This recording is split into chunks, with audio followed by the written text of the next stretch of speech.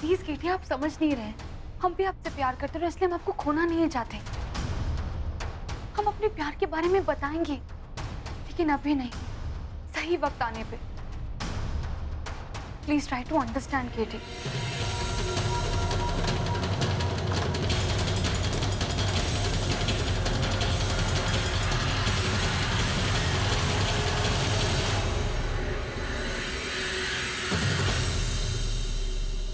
रचना, कहाँ रह गई थी तुम? कब से तुम्हारा फोन लगा रहे थे। और ये क्या?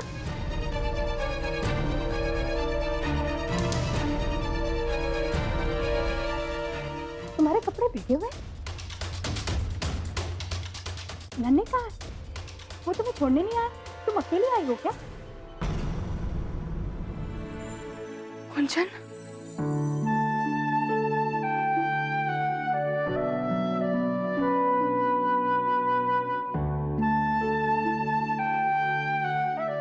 मौसी माँ, मेरी बहन को चैन से सांस तो लेने दीजिए, वरना आप अपने सवालों की बारिश से उसे और भिगा देंगे। ओह गुंजन, तुम कब आई? हमने तुम्हें बहुत मिस किया। सब ठीक तो है ना? तुम इतनी घबराई हुई क्यों लग रही हो? अब कुछ नहीं, बस थकान है, और कुछ नहीं।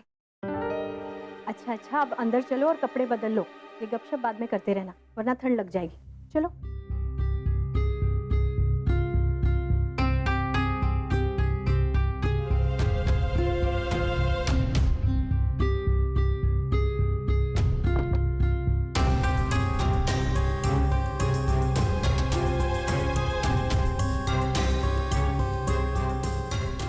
समझ में नहीं आ रहा कि रचना ये सब कुछ छुपा क्यों रखना चाहती है।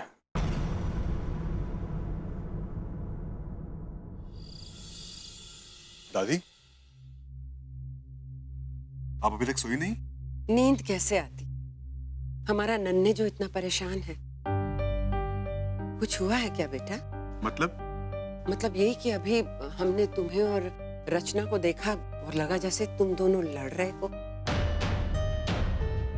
उससे अपने दिल की बात बता पाए?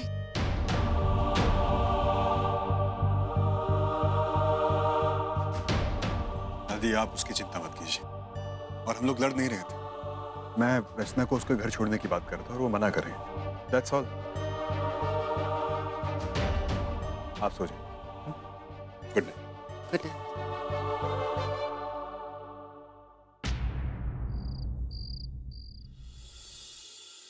रचना, थोड़ी पेट पूजा हो जाए। बैठ।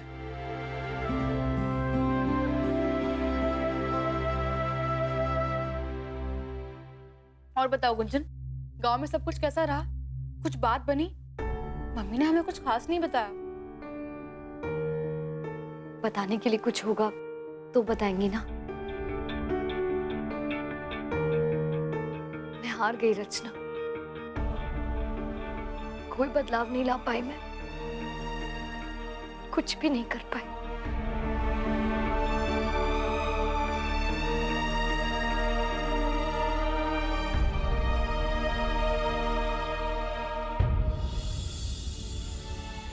कोई बात नहीं गुंजन, हम जानते हैं कि हमारी बहन हारने वालों में से नहीं है।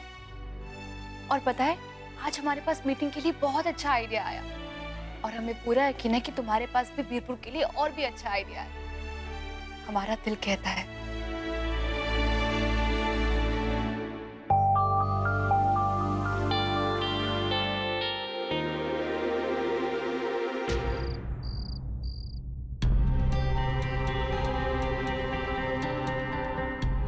क्या हुआ है?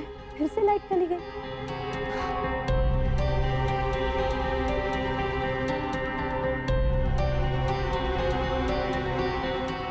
ये लाइट फिर से क्यों चली गई?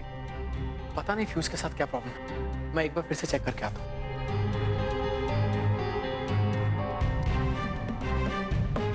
बाप रे, गर्मी सो गर्मी, ऊपर से बरसात के बाद की ये उमस। कैसे जाएंगे हम? हम तो 2 ही मिनट में पसीने से नहा चुके हैं। ना चैन से खाना खा पाए, ना आप ठीक से सो सकते हैं। मैंने चेक किया है, फ्यूज तो ठीक है। हाय राम, तो क्या सारी रात ऐसी काटनी पड़ेगी? अरे नहीं नहीं, हम अपने इलेक्ट्रिशियन को अभी फोन करते हैं, अब वही आकर ठीक कर सकता है।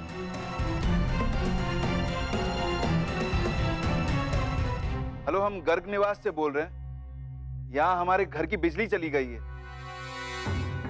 नहीं नहीं, अब हमारे बेटे ने अभी फ्यूज चेक कर लिया। नहीं, चेक कर लिया है भाई, फ्यूज ठीक है। क्या कल सुबह आ सकते हैं? अच्छा ठीक है।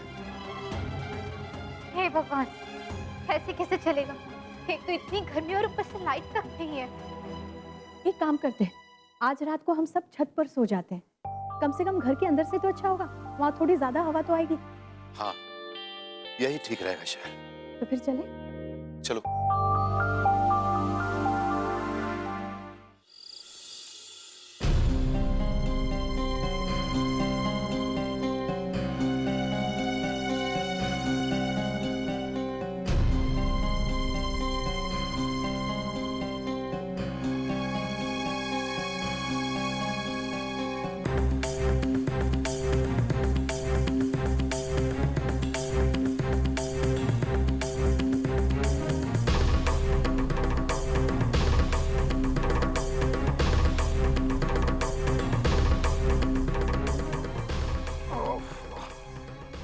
हे भगवान, इतनी उमस है।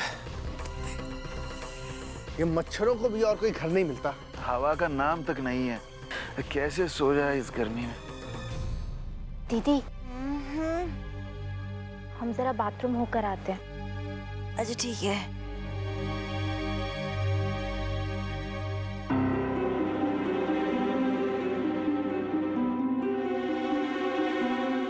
दीदी, एक और मुसीबत हो गई है।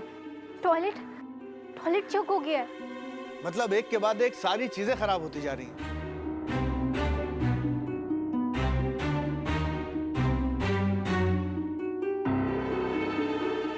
मैं बताती हूँ क्या हो रहा है।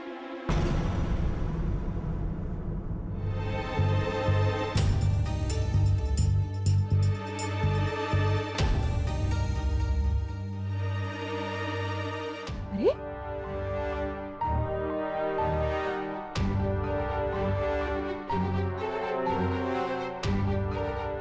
अरे बेटा, बस इतना सा काम था? 1 मिनट दीजिए, मैं एक और चीज ठीक करके आती हूँ।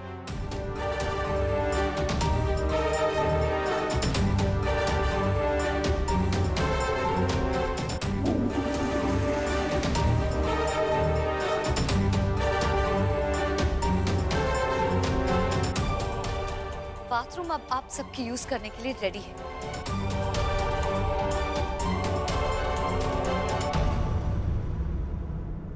मतलब कुंचन, ये सब तुमने, ये सब तुमने अटकाया हुआ था? सिर्फ 2 घंटों के लिए घर में बिजली नहीं थी, टॉयलेट्स यूज करने लायक नहीं थे, तो आप सबकी शक्ल देखने लायक थी।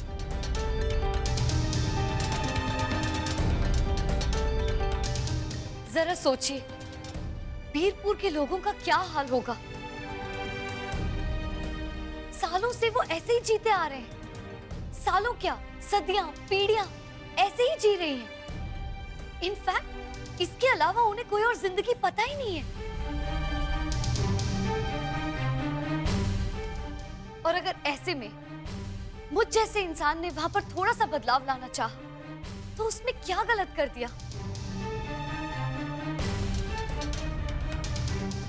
मैंने उनकी जिंदगी जी, तब जाना कि हम सब तो यहाँ बहुत ऐश में रहते हैं और वो लोग वहाँ बुनियादी सुविधाओं के बगैर। बस इसीलिए मैंने उनकी मदद करनी चाहिए। लेकिन आप सबने मुझे यहाँ बुला लिया।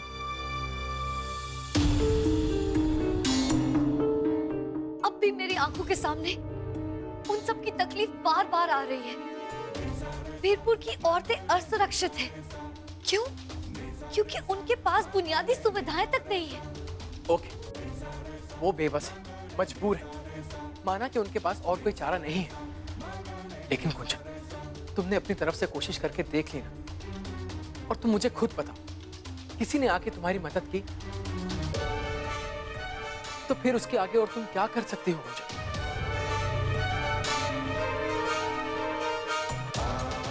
एक बात सुनो, तुम वहां अकेले नहीं जाओगी बिकॉज इट्स नॉट सेफ।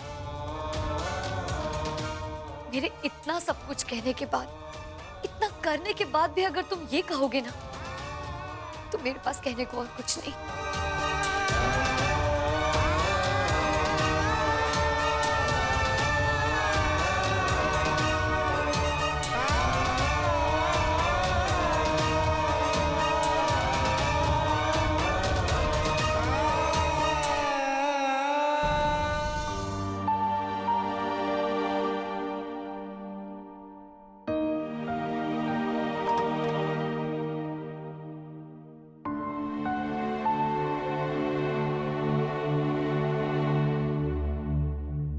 मौसीमा, महक मेरी बात समझ ही नहीं रहा है।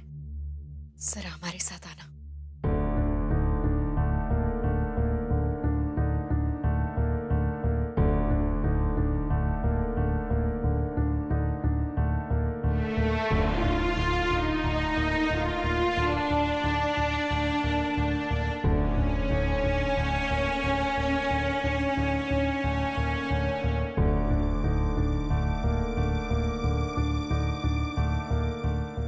जी मौसीमा।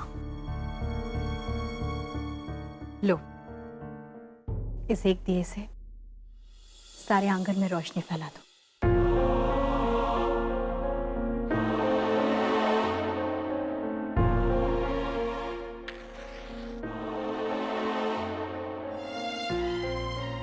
लेकिन मौसीमा, एक दिए से पूरा आंगन कैसे रोशन होगा? कोई बात नहीं, और दिए जला देते हैं।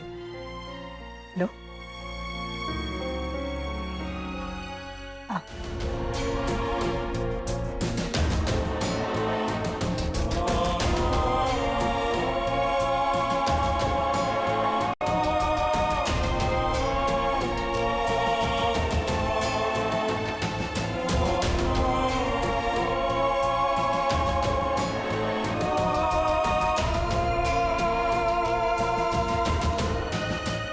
बैठ।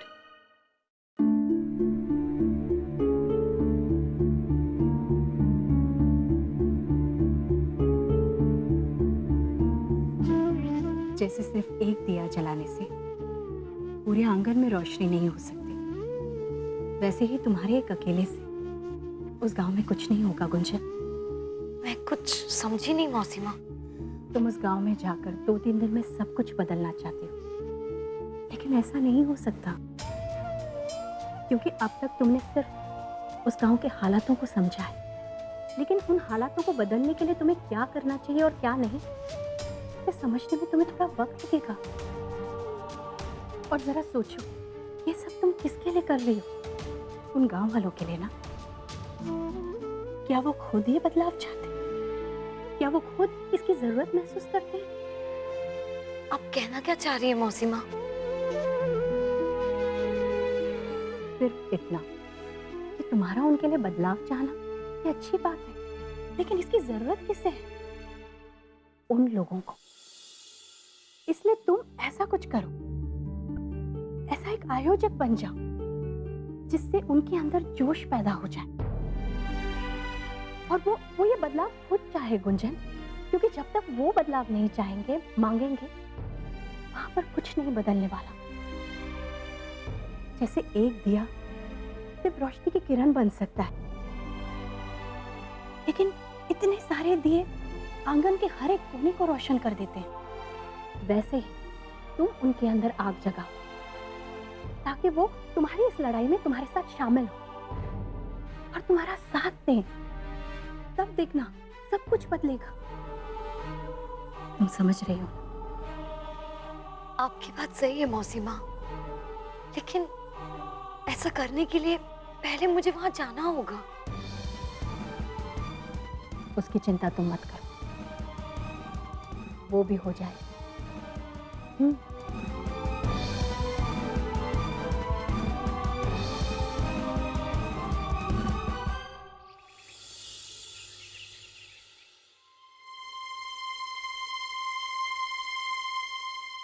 ये लो बेटा, और एक चीज याद रखना, जरा सी भी गड़बड़ी हुई ना, तुम फौरन बनारस वापस लौट आओगे, ठीक है ना?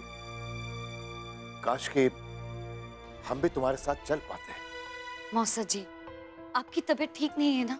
आप अपना ध्यान रखिए और अपने बीपी को कंट्रोल में लेकर आइए। बेटा तुम जा रही हो तो जाओ, पर ऐसे अकेले कुछ ठीक नहीं लग रहा है हमें। काश हम। मामी जी, आपकी भी तबीयत ठीक नहीं है ना? डॉक्टर ने आपको आराम करने को कहा है कि आप खूब सारा पानी पियो। और बीरपुर के हालात तो आप जानती हैं, वहां ना साफ पानी है और ना ही टॉयलेट्स। आप पहले ठीक हो जाइए, फिर आप बीरपुर आ जाना। मैं ऑफिस जाते हुए तो मैं रास्ते में ड्रॉप कर देता हूँ।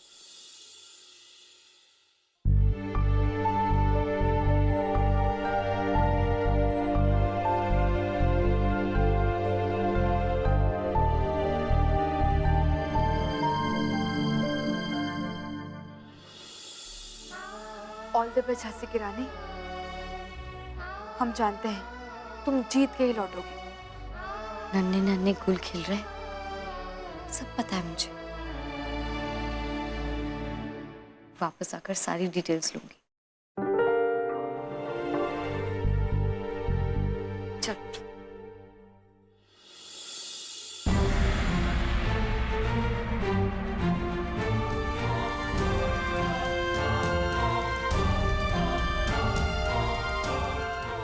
रक्षा करना प्रभु।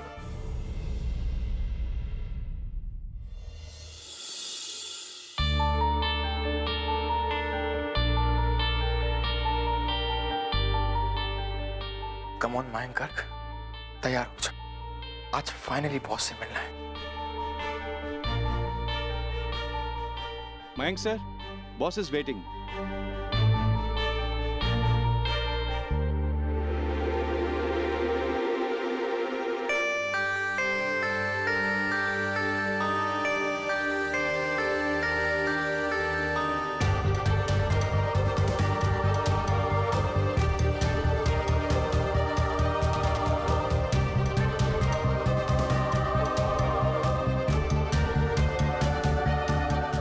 जाइए सर।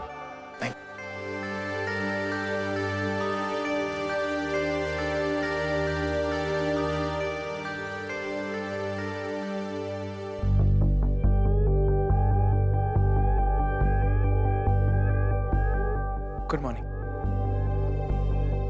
मैं आपसे कब से मिलना चाह रहा था, ताकि आपने मुझ में जो कॉन्फिडेंस दिखाया है उसके लिए आपको थैंक्स कह सकूं।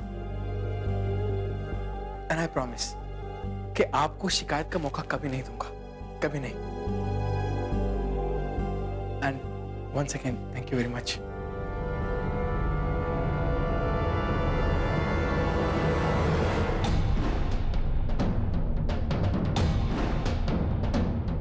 तुम यहाँ?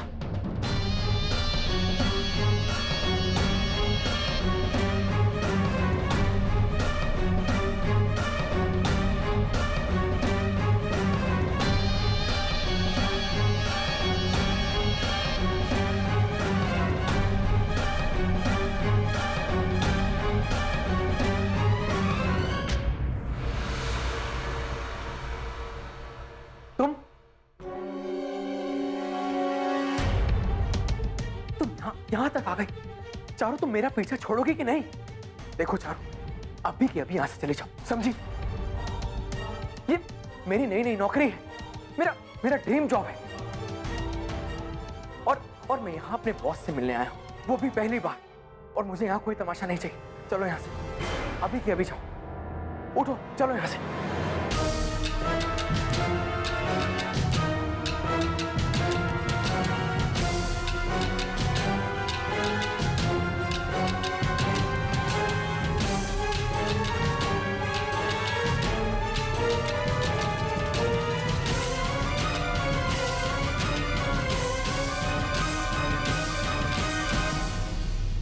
क्या हुआ? Everything all right?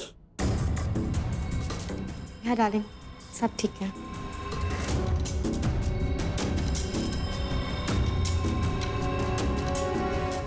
सर, ये मिस्टर मयंक गर्ग हैं। इन्होंने कल ही ज्वाइन किया है।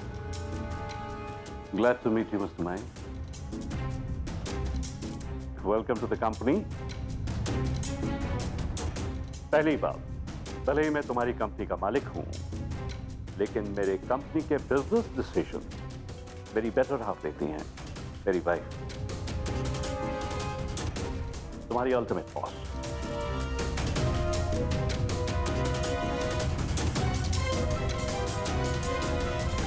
My sweetheart Charu Sehgal.